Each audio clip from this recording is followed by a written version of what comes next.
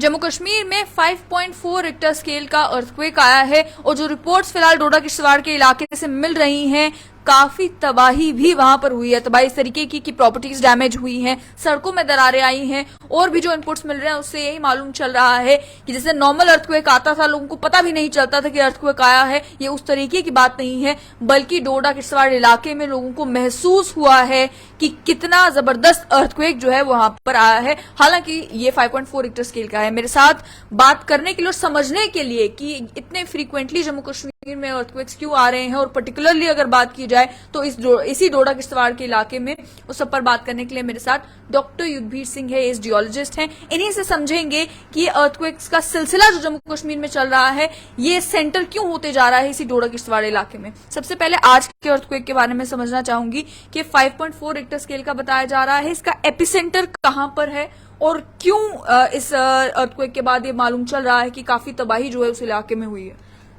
इसमें सबसे इम्पोर्टेंट चीज जो है एपीसेंटर की बात करें तो ये एपीसेंटर ठाठरी एरिया में, डोडा डिस्ट्रिक्ट के ठाठरी एरिया में है। ये जो डिस्ट्रक्शंस, बहुत ज्यादा जो डिस्ट्रक्शंस दिख रही हैं इस वक्त, विजिबल हैं जो, और हुई भी हैं, उसका रीजन ये है कि ये शैलो अर्थक्वेक है। शैलो मीन्स, मेरा कहने का मतलब है कि सरफेस के बहुत नजदीक है। जो अभी तक अगर देखा जाए तो जो ये डेप्थ है वो 6 किलोमीटर के आसपास में है। तो सरफेस के आसपास में इस किस्म का अर्थक्वेक इवेंट आना जो है वो काफी डिस्ट्रक्टिव रहते हैं, बहुत नुकसानदेह रहते हैं। इसी वजह से ये जो अर्थक्वेक है जिसका ये हमें सरफेस पे इसका असर दिख रहा है, इसी वजह से देख रहा है कि ये सरफेस के बिल्कुल आसपास में है, 6 किलोमीटर डेप्थ पे है। तो जिसकी वजह से ये रोड डैमेजेस हैं, डिस्ट्रक्शंस हैं, वो बंजुआ एरिया में जो ठाठरी के जहां जिसके आसपास में ये एपीसेंटर है वहां पे ये सारी चीजें हुई है। आपका दूसरा क्वेश्चन था कि ये सारी चीजें जो हैं ये इसी एरिया में कंसंट्रेटेड क्यों है। तो मैं आपकी इस बात को थोड़ा सा इस तरह से बयान करूंगा, थोड़ा आम पब्लिक के लिए भी और आपके लिए अंडरस्टैंडिंग के लिए, कि पिछले 5 साल की जो रिसर्च है, हमारे एक स्टूडेंट्स ने यहाँ पीएचडी की है, क्योंकि हमारे इस एरियाज में जो अर्थक्वेक स्टेशंस हैं, जैसे भद्रवा में है, हमारा रजौरी में है, पुंछ में है, बनी में है, टंगधार में है, उसके अलावा डूरू में है और पामपुर में है। तो ये स्टेशन, इसके आसपास के जो स्टेशन है, उन स्टेशंस का जो पिछले 10 साल का डाटा है और उन डाटा की जो एनालिसिस जो हुई है उसमें 2 क्लस्टर बनते हुए दिख रहे हैं जो सेस्मिकली एक्टिव रीजन्स डिमार्केट करते हैं। उनमें से एक रीजन यही है जो किश्तवाड़ विंडो जिसको हम कहते हैं, इसी एरिया के आसपास में, और दूसरा कश्मीर डोडा किश्तवाड़ का इलाका, पर्टिकुलरली ठाठरी का डोडा किश्तवाड़ का इलाका जो है यही एरिया है जहां पे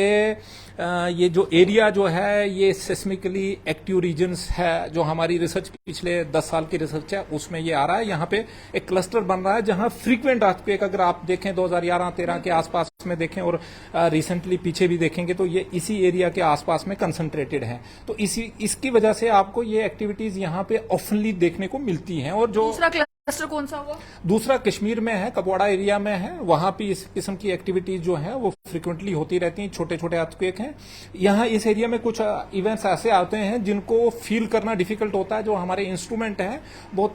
सेंसिटिव इंस्ट्रूमेंट हैं, वही रिकॉर्ड करते हैं। जैसे 2-2.5 के आसपास में जिनको लोग फील नहीं कर सकते हैं, बहुत ही सेंसिटिव लोग होंगे अगर, तो वो इसके 2 के ऊपर फील कर सकते हैं, अदरवाइज फील नहीं कर सकते हैं। उसके नीचे वाले जो हैं वो फील ह्यूमन बीइंग नहीं कर सकता, लेकिन इंस्ट्रूमेंट जो है उनको रिकॉर्ड करते हैं। इस बार ये जो अर्थक्वेक आया है 5.4 रिक्टर स्केल का फिलहाल बताया जा रहा है, आपने कहा कि शैलो था, इस वजह से जो है वो थोड़ी तबाही देखने को मिल रही है। अगर इस एरिया में फ्रीक्वेंटली अर्थक्वेक्स आ रहे हैं और रिकॉर्ड भी हो रहे हैं, क्या आपको लगता है कि इस इलाके के लोगों को या इस इलाके में एसडीआरएफ को या सरकार को किन चीजों का ध्यान रखने की जरूरत है आने वाले टाइम में, कि अगर एक एरिया अर्थक्वेक प्रोन होता जा रहा है तो वहां पर कैसे इंश्योर ये किया जा सके कि जो जान का और प्रॉपर्टी का नुकसान वहां पर होता है वो ना हो। अभी आज वाले अर्थक्वेक में जान का नुकसान तो अभी तो कुछ रिपोर्ट नहीं किया गया, लेकिन प्रॉपर्टी डैमेज हुई है, तो उसमें क्या चीजें करने की जरूरत है इंश्योर करने के लिए कि यहाँ इलाके के लोग भी जो है सेफ महसूस कर सकें? बिल्कुल, आपने बिल्कुल सही क्वेश्चन पूछा। मैं थोड़ा सा आगे जाके एक बात और कहना चाहता हूं कि अर्थक्वेक की प्रिडिक्शन जो है उनको हम 2 फेज में डिमार्केट करते हैं। एक तो लॉन्ग टर्म है और एक शॉर्ट टर्म। लॉन्ग टर्म में मैंने जैसे आपको बता दिया कि जो क्लस्टर्स बन रहे हैं, आइडेंटिफाइड एरियाज हैं। हम प्रिडिक्शन की जब बात करते हैं कि क्या हम प्रिडिक्ट कर सकते हैं, तो हाँ, शॉर्ट टर्म में एग्जैक्टली कहां पे होगा, किस टाइम में होगा और कब होने वाला है, ये प्रिडिक्ट करना डिफिकल्ट है। लेकिन इस एरिया में होगा, इस रीजन्स में होगा, आने वाले टाइम में हो सकता है, वो हम प्रिडिक्ट करते हैं, जिसका मैंने आपको जिक्र भी किया कि भाई हमारी रिसर्च के हिसाब से ये एरिया जो है, ये क्लस्टर जो है वो सेस्मिकली एक्टिव है। अब सबसे इंपॉर्टेंट चीज रहती है कि हमें क्या करना चाहिए और किस पे फोकस करना चाहिए। तो सबसे इंपॉर्टेंट चीज है जिस पे हमें फोकस करना चाहिए वो है awareness, public awareness. Public awareness में सबसे इंपॉर्टेंट चीज है, हम दो चीजें कर सकते हैं। एक तो वो जो लॉस ऑफ लाइफ है पॉपुलेशन को, उसको बचा सकते हैं, कम्युनिटीज को बचा सकते हैं, और दूसरा जो है इंफ्रास्ट्रक्चर्स को बचा सकते हैं। आज के अगर इस इवेंट को देखें, अभी तक मेरी इन्फॉर्मेशन जो लोकल वहाँ हमारे लोकल लोग हैं जहाँ इंस्ट्रूमेंट है वहाँ भी मैंने बात की है, तो वहाँ से कुछ मेरे पास पिक्चर्स आई हैं जिनमें रोड्स में फ्रैक्चर्स दिखे हैं, मकान जो है उनमें काफी अच्छे नुकसान हुआ है, फ्रैक्चर्स डेवलप हुए हैं। तो इस किस्म का नुकसान जो हुआ है वो वहां पे विजिबल है। तो ये इन चीजों को कम करने के लिए अवेयरनेस जो है, पब्लिक अवेयरनेस जो है बहुत इंपॉर्टेंट है। कैपेसिटी बिल्डिंग करनी पड़ेगी, हमें सोसाइटी को रेजिलिएंट बनाना पड़ेगा, और हमारे जो इंफ्रास्ट्रक्चर और कंस्ट्रक्शंस हैं उनको एज पर सेस्मिक कोड्स के हिसाब से आने वाले टाइम में कंस्ट्रक्ट करना पड़ेगा, और लोगों को अवेयर करा के लोगों को अंडरस्टैंड कराना पड़ेगा कि भाई ये कंस्ट्रक्शन जो है, देखिए सबसे बड़ी चीज है अर्थक्वेक जो होता है वो शेकिंग करता है, उसकी वजह से ये जो सरफेस पे जितने भी स्ट्रक्चर्स हैं हमारे घर उसमें आते हैं, तो इनकी वजह से नुकसान होता है। तो लोगों को हमें ये अंडरस्टैंड कराना पड़ेगा कि अर्थक्वेक किसी को नहीं मारता है, ये स्ट्रक्चर्स जो हमने खड़े किए हुए हैं सरफेस पे, इनकी वजह से ही ये जान माल का नुकसान होता है। और इस जान माल को नुकसान करने के लिए हमें पब्लिक में अवेयरनेस जो है वो लाने पड़ेगी, जिसकी वजह से हम ये जो इम्पैक्ट है इसको रिड्यूस कर सकते हैं, लॉसेज को रिड्यूस कर सकते हैं और लाइफ भी बचा सकते हैं। अगर रीजंस की बात की जाए कि ये एरियाज, जो दो एरियाज हैं, ये एक्टिव क्यों हो रहे हैं, तो टेक्टोनिक प्लेट्स की शिफ्ट की बात की जाए या फिर बात की जाए कि जो हाइड्रो इलेक्ट्रिक प्रोजेक्ट्स यहाँ पर इन इलाकों में बन रहे हैं, क्या वो कुछ फैक्टर्स हैं जिसकी वजह से ये एरियाज जो है वो सीस्मिकली काफी एक्टिव हो गया है, या और भी कुछ फैक्टर्स हैं जिनकी वजह से ये दो पर्टिकुलर क्लस्टर्स देखने को मिल रहे हैं जहां पे अर्थक्वेक्स काफी फ्रीक्वेंटली हो रहे हैं? देखिए, मैं पहले भी काफी जगह मैंने ये कहा है कि अभी तक हमारे पास इस किस्म का डाटा नहीं है जो ये क्लियरली इंडिकेट करे कि जो अभी तक हमारी भी रिसर्च हुई है और उसके हिसाब से देखा जाए तो कहीं भी हमें ये इंडिकेशन अभी नहीं मिली है। हमारे पास कोई पुख्ता सबूत नहीं है कि जो ये इंडिकेट करें कि भाई ये डैम्स वगैरह जो कंस्ट्रक्शन हो रही हैं जिनकी वजह से ये अर्थक्वेक आ रहे हैं। ये तो एक बात है। हाँ, इस किस्म के इवेंट्स हुए हैं अराउंड द वर्ल्ड, रिपोर्टेड है कि भाई इस किस्म के एक्टिविटीज जो है डैम्स की वजह से भी होती है, लेकिन यहाँ पे ऐसा कुछ भी नहीं है। अभी तक हमारे पास इस किस्म का कोई भी रिसर्च जो है वो इनपुट्स नहीं है जिनकी वजह से हम कह सकें कि ये इसकी वजह से हुआ है। क्योंकि अगर दोनों को कंपैरिजन करें तो कश्मीर में इस किस्म के इतने ज्यादा ये डैम्स एंड रिजर्वायर्स नहीं है, फिर तो ये दोनों जगह पे होना चाहिए। इसलिए इस चीज को मैं सब्सटेंशिएट नहीं कर सकता, मेरे पास कुछ इनपुट्स या डाटा अवेलेबल नहीं है। दूसरी बात रही कि भाई ये क्यों, किन वजह से होते हैं। आपने बड़ी अच्छी चीज की प्लेट्स की बात की है, तो ये मोस्टली देखा जाता है कि इस किस्म की एक्टिविटीज जो होते हैं प्लेट बाउंड्रीज के आसपास में, या जहां प्लेट्स एक दूसरे के साथ टकराती हैं या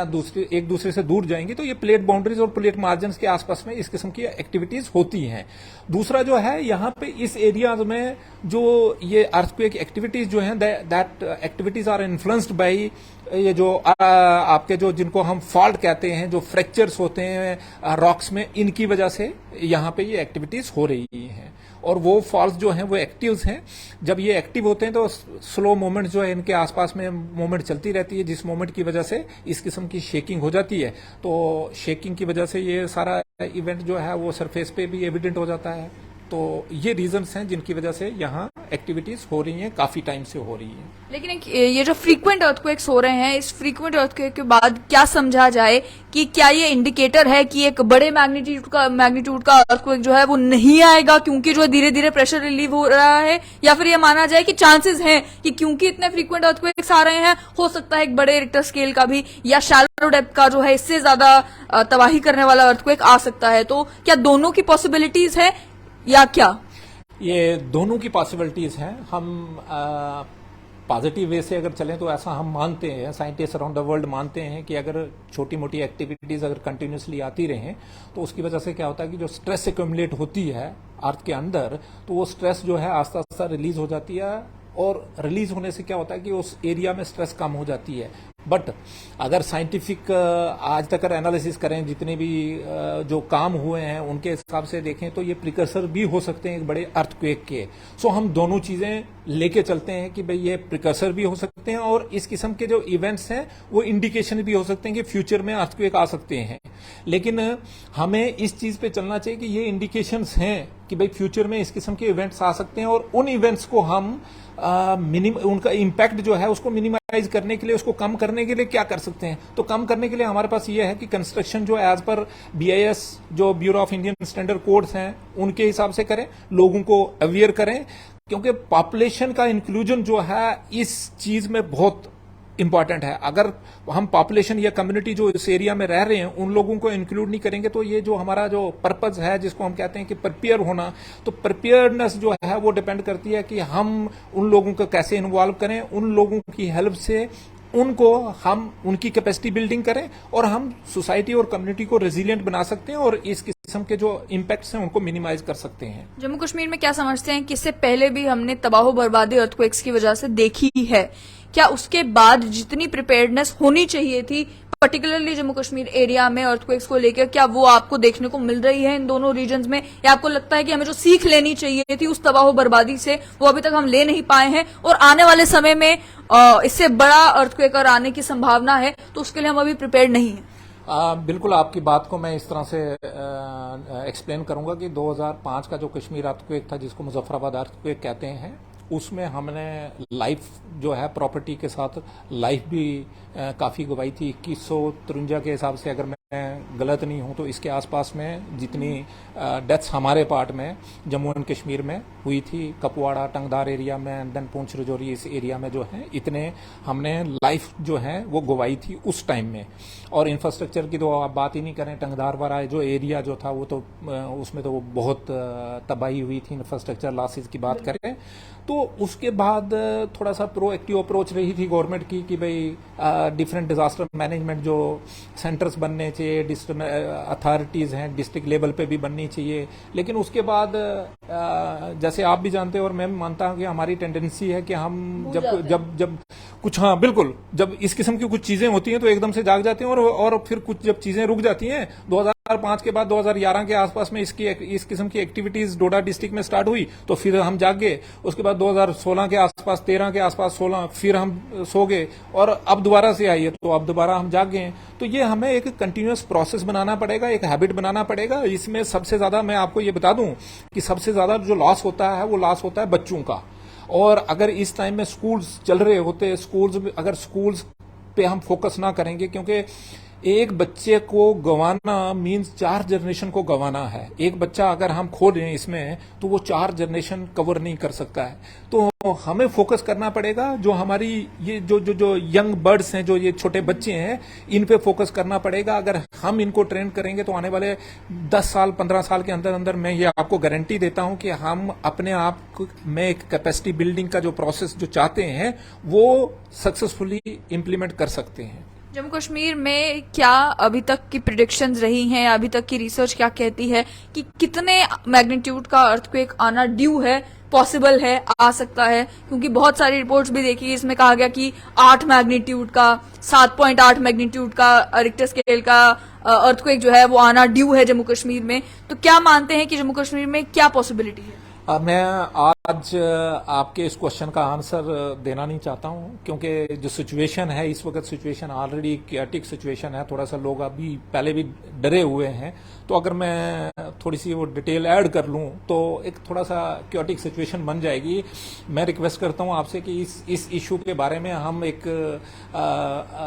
किसी और दिन डिस्कशन करें, ताकि लोगों में क्योस जो है वो ना आए। अदरवाइज अगर हम इसको इस वक्त ऐड करें, क्योंकि मैं जब भी आपसे बात करूंगा तो बात करूंगा मैं जो डाटा है, जो हमने पिछले 10 साल के अंदर जो रिसर्च की है, उस रिसर्च के बेसिस पे बात करूंगा। तो आज अगर मैं इस चीज को ऐड कर लूंगा तो थोड़ी सी सिचुएशन जो है और लोगों में क्योटिक हो जाएगी कि आने वाला है, ये प्रिकर्सर हैं उसके। तो मैं चाहता हूं कि इस इश्यू पे हम बाद में अगर बात करें तो मुझे लगता है कि इस पर बात कर लेते हैं कि जब भी कोई अर्थक्वेक आता है जेएनके में, अक्सर ये देखने को मिलता है कि जब एपिसेंटर ढूंढने की कोशिश की जाए, पहले ही रिपोर्ट हो जाता है कि एपिसेंटर कहीं कटरा में था, एपिसेंटर कहीं भदरवा में था, एपिसेंटर कहीं और था, और बाद में धीरे धीरे कुछ समय के बाद पता चलता है कि नहीं, एपिसेंटर कहीं और था और कहीं और का बता दिया गया। तो ये जो मिस्टेक्स होती हैं, ये इसका क्या कारण समझते हैं आप कि किस तरीके से सोर्स किया जाता है कि कहाँ पे एपिसेंटर है, और मोस्ट रिलायबल सोर्स क्या है जहां से अगर लोग भी जानना चाहते हैं कहाँ एपिसेंटर था, उन्हें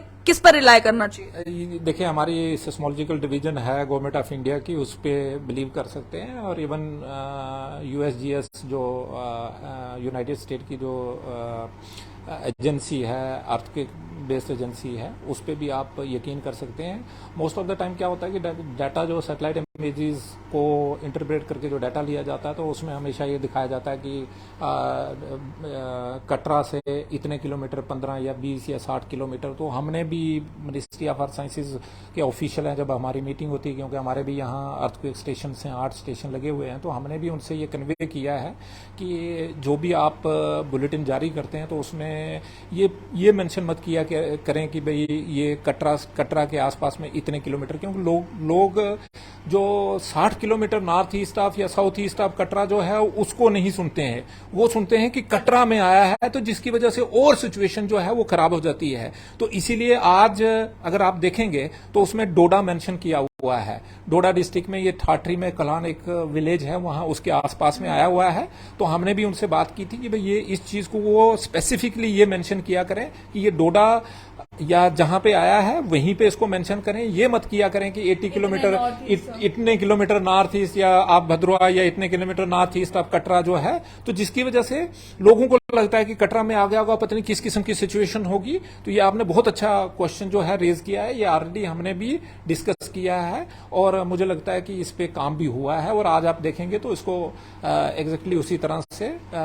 पब्लिश किया गया है कि भाई ये कहाँ पे आया है। बहुत बहुत शुक्रिया। तो आपने जिस तरीके से कैमरे के जरिए तस्वीरें भी देखी कि जिन इलाकों में जहां पर अर्थक्वेक आया है, उन इलाकों में जो डैमेजेस हुए हैं और जो कॉन्सिक्वेंसेज अर्थक्वेक के हुए हैं, किस तरीके की तस्वीर डोडा किश्तवाड़ के इलाके से देखने को मिल रही है। कई सारे लोग कांटेक्ट भी कर रहे हैं, पिक्चर्स भी भेज रहे हैं, जहां पर देखने को मिल रहा है कि सड़कों में दरारें आई हैं, किसी के घर में क्रैक्स आए हैं, किसी की कहीं पे कोई बिल्डिंग था, कोई ऑफिस की बिल्डिंग था, वहां पर जो है वो डैमेजेस देखने को मिल रहे हैं। लेकिन उसका कारण जो है वो डॉक्टर युद्धवीर सिंह ने यही बताया कि ये जो अर्थक्वेक आया, हालांकि ये 5.4 रिक्टर स्केल का था, लेकिन ये अर्थक्वेक जो है शैलो था, एपिसेंटर का शैलो था, इस वजह से जो है वो तबाही ज्यादा हुई है। और साथ ही में उन्होंने ये भी कहा कि ये जो डोडा किश्तवाड़ का इलाका है, पर्टिकुलरली ये ठाठरी का इलाका जो है, यहाँ पर जो है फ्रीक्वेंट इस तरीके की एक्टिविटीज, सीज्मिक एक्टिविटीज हो रही हैं, अर्थक्वेक्स हो रहे हैं। बहुत ज्यादा जरूरत इस बात की है कि सरकार इस चीज की नेसेसिटी समझे कि केवल एसडीआरएफ की टीम्स बना देना काफी नहीं है,